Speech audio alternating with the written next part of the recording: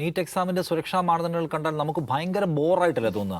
ഏതെങ്കിലും രാജ്യത്ത് ആധുനിക, അതായത് നമ്മൾ മുന്നോട്ട് പോകുന്ന ഒരു സൊസൈറ്റിയാണല്ലോ, അവിടെ ആളുകൾക്ക് ഏർപ്പെടുത്തുന്ന സെക്യൂരിറ്റി മെഷേഴ്സ് കണ്ടാൽ ആളുകളുടെ കാതിലുള്ള സാധനം ഊരിയെടുക്കുക, അവരുടെ ശരീരം മുഴുവൻ പരിശോധിച്ച ശേഷം എവിടെയെങ്കിലും ഒരു ബട്ടൺ ഉണ്ടെങ്കിൽ ആ ബട്ടൺ കത്രി വെച്ച് മുറിച്ച് മാറ്റുക, പിന്നെ സ്ലിപ്പർ മാത്രമേ ഇടാൻ പാടുള്ളൂ, ലൈറ്റായിട്ടുള്ള വസ്ത്രങ്ങൾ ധരിക്കണം, ലൈറ്റ് കളർ ഡ്രസ്സ് വേണം, മൊബൈൽ ഫോണോ വാച്ചോ ഒരു തരത്തിലുള്ള സംഗതിയും പറ്റില്ല, മെറ്റൽ ഡിറ്റക്ടറിലൂടെ ഇവരെല്ലാം കടത്തിവിടുന്നു. ഇതൊരു പരീക്ഷ തന്നെയാണോ അതോ എന്തെങ്കിലും ഭീകരവാദവുമായി ബന്ധപ്പെട്ട പരിശോധനയാണോ നമുക്ക് സംശയം തോന്നും. അപ്പോൾ അത്ര കർശന സുരക്ഷയിൽ നടത്തുന്ന ഒരു പരിശോധന നടത്തിയിട്ട് 10-22 ലക്ഷം കുട്ടികൾ സ്ട്രെസ് അനുഭവിച്ച് പരീക്ഷ എഴുതുകയാണ്. ഈ സ്ട്രെസ് എന്ന് പറയുമ്പോഴേ ഈ പരിശോധന തന്നെ നമുക്ക് ഭയങ്കരമായ സ്ട്രെസ് ഉണ്ടാക്കുന്ന ഒന്നാണ്.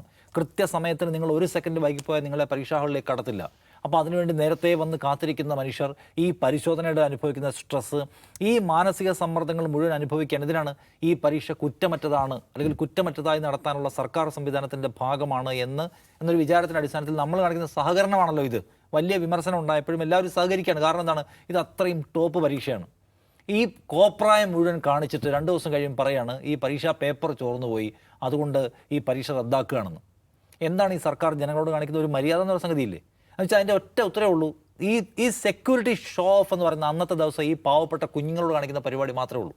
ഈ പാവപ്പെട്ട പരീക്ഷ എഴുതാൻ വരുന്ന മനുഷ്യരെ അവിടെ പിടിച്ചു നിർത്തി അവരുടെ ഉടുപ്പും ഡ്രസ്സും മുഴുവൻ നോക്കി അവരുടെ ചെരുപ്പഴിപ്പിച്ചും അവരുടെ ഉടുപ്പഴിച്ചും അവരുടെ ബട്ടൺ അഴിച്ചു മാറ്റിയും അവരുടെ കാതിലെ കടുക്കൻ അഴിച്ചു മാറ്റിയും ഒക്കെ നടത്തുന്ന പരീക്ഷ നമ്പർ അല്ലാതെ ഇവന്മാരുടെ കയ്യിൽ ഇത് മര്യാദക്ക് നടത്താനുള്ള ഒരു സംവിധാനവും ഇല്ല എന്നല്ലേ ഇപ്പോൾ രാഹുൽ ഗാന്ധി പറയുകയാണ്. ഇതിനിടയ്ക്ക് കഴിഞ്ഞ 10 വർഷത്തിനിടയ്ക്ക് 90 പരീക്ഷ പേപ്പർ ലീക്ക് ഉണ്ടായി. ചെറിയ കാര്യമാണോ ഇത്?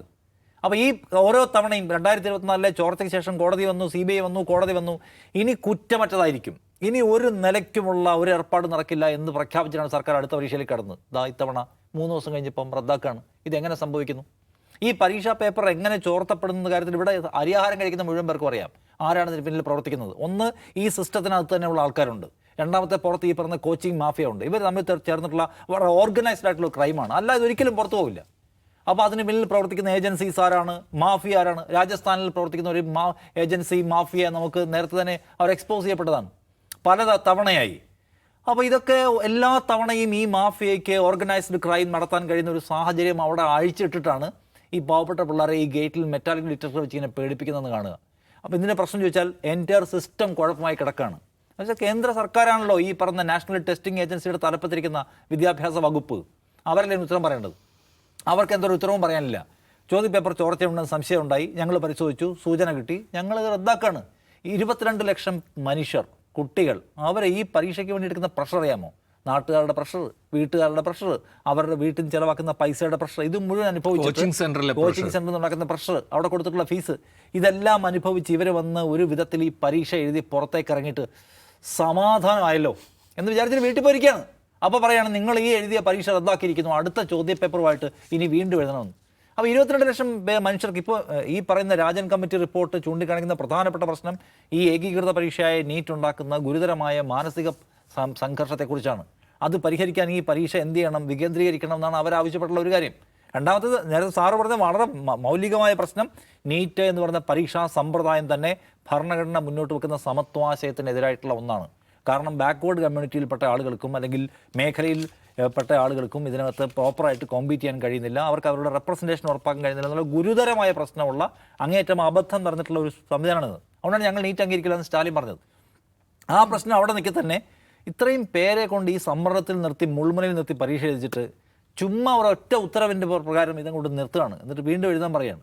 അപ്പോൾ ഗുരുതരമായ കുറ്റം. അപ്പോൾ രാഹുൽ ഗാന്ധി പറഞ്ഞത് അല്ലെങ്കിൽ ശരിയാണെങ്കിൽ 89-ലധികം പരീക്ഷാ പേപ്പർ ചോർച്ചയോ അല്ലെങ്കിൽ ആരോപണങ്ങളോ നേരിടപ്പെട്ടു ഈ കഴിഞ്ഞ 10 വർഷക്കാലത്തിലേക്ക്. സർക്കാരിന് വല്ല തരത്തിലുള്ള ഉത്തരവാദിത്വവും മറുപടിയും പറയേണ്ടി വരുന്നുണ്ടോ?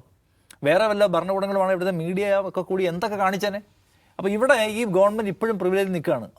ഇപ്പോഴും ഈ സർക്കാരിൻ്റെ ഭാഗമായ സംഘപരിവാർക്കാർ പറയുന്നത് കണ്ടോ, ഒരു ചെറിയ പ്രശ്നം വന്നപ്പോൾ തന്നെ സർക്കാർ പരീക്ഷ എന്ന് പറഞ്ഞത് റദ്ദാക്കി, എന്നിട്ട് അടുത്ത പരീക്ഷയിലേക്ക് പോകണം. ഇതാണ് സിസ്റ്റം. ഇതല്ല സിസ്റ്റം, ഇത് പൊളിഞ്ഞ സിസ്റ്റമാണ്. എല്ലാ തവണയും പരീക്ഷ റദ്ദാക്കുന്ന ആ ഒരു മികച്ച സിസ്റ്റമാണോ? അല്ല, ആളുകളുടെ മൊത്തം അവരുടെ ഒരു മെൻ്റൽ ഇൻവെസ്റ്റ്മെൻറ്റിനെ മൊത്തം തകർത്ത് തരിപ്പണമാക്കുന്ന പരിപാടി. അപ്പോൾ കംപ്ലീറ്റ് ഈ മേഖല തകരാറിലായിരിക്കുന്നു. ഇവരുടെ ഫോക്കസ് എന്ന് പറയുന്നത് നമ്മുടെ വിദ്യാഭ്യാസ സമ്പ്രദായം നന്നാക്കുക, അത് പരിഷ്കരിക്കുക, അത് ആധുനികമാക്കുക, അത് ആധുനികമാക്കുമ്പോൾ എല്ലാ സ്റ്റേക്ക് ഹോൾഡേഴ്സിനെയും കേൾക്കുക, എല്ലാ മേഖലകളെയും കേൾക്കുക, അതിൽ കുട്ടികളുടെ മാനസിക പ്രശ്നങ്ങൾ, ഭരണഘടനാ മൂല്യങ്ങൾ, അതൊന്നും അവരുടെ ഏരിയ അല്ല. അതുകൊണ്ട് തന്നെയാണ് ആം ആദ്മി പാർട്ടി ഉന്നയിക്കുന്നത്, പൊളിറ്റിക്കൽ പാർട്ടികളുണ്ട് ഇതിന്. എന്ന് വെച്ചാൽ രാഷ്ട്രീയക്കാരുടെ താല്പര്യങ്ങൾ കൂടി ചേർന്നാണ് ഈ പറയുന്ന ചോർച്ച എന്നാണ്. കോടിക്കണക്കിന് രൂപ മറിയുന്ന സ്ഥലമാണ്. നേരത്തെ പറഞ്ഞ പോലെ കോടാനുകോടികളുടെ ബിസിനസ്സാണ് ഈ പറഞ്ഞ എൻട്രൻസ് കോച്ചിങ് ആൻഡ് ഇപ്പം MBBS എടുക്കാൻ പോകുന്ന ആൾക്കാരൊക്കെ. സോ അതിനകത്ത് ചോദ്യപേപ്പർ ചോർന്നുക, ഞങ്ങളുടെ കോച്ചിങ് സെൻറ്റർ ടോപ്പ്, അവിടെ ജയിക്കുന്ന ആളുകൾക്ക് കിട്ടുന്ന സീറ്റ്, ഇവയെല്ലാം കൂടി ചേർന്ന് എത്ര കോടി രൂപയുടെ ഏർപ്പാടായിരിക്കും. അതിനകത്ത് രാഷ്ട്രീയ രക്ഷാകർതൃത്വം ഇല്ലാതെ വരുമോ? ഒരു തവണ ആവർത്തിക്കാം, ഒരു തവണ ഉണ്ടാവാം, രണ്ടാമത് തവണ കൂടി ആവർത്തിക്കാം. ഇത് ആവർത്തിക്കുന്ന ഒരു ചങ്ങല പോലെ തുടരുകയാണെങ്കിൽ അതിനകത്ത് എന്തുണ്ട്? മയക്കുമരുന്ന്, നമുക്ക് പിടിച്ചു കെട്ടാൻ കഴിയാത്ത മയക്കുമരുന്ന് മാഫിയ പോലെ നമുക്ക് പിടിച്ചു കെട്ടാൻ കഴിയാത്ത ഒന്നായിട്ട് ഈ ചോദ്യപേപ്പർ ചോർച്ച, പരീക്ഷാ അട്ടിമറി സംഘം പ്രവർത്തിക്കുന്നുണ്ട്. ഭരണകൂടത്തിൻ്റെയും ഭരണകൂടത്തിലുള്ള ആളുകളുടെയും പിന്തുണയില്ലാതെ ഒരു മാഫിയയ്ക്കും ഒരു നിശ്ചിത കാലത്തിനപ്പുറം അതിജീവിക്കാൻ കഴിയില്ല. ആ വലിയ ചോദ്യം ഇത് അവശേഷിപ്പിക്കുന്നുണ്ട്. അതുകൊണ്ട് സർക്കാരിനെ കുറച്ചുകൂടി സീരിയസ് ആയിട്ട് മുൾമുനയിൽ നിർത്തുകയും മറുപടി പറയിപ്പിക്കുകയും ചെയ്യാനുള്ള ബാധ്യത ഇന്ത്യയിലെ പ്രതിപക്ഷത്തിനും മാധ്യമങ്ങൾക്കും ഉണ്ടെന്നാണ് ഞാൻ വിചാരിക്കുന്നത്.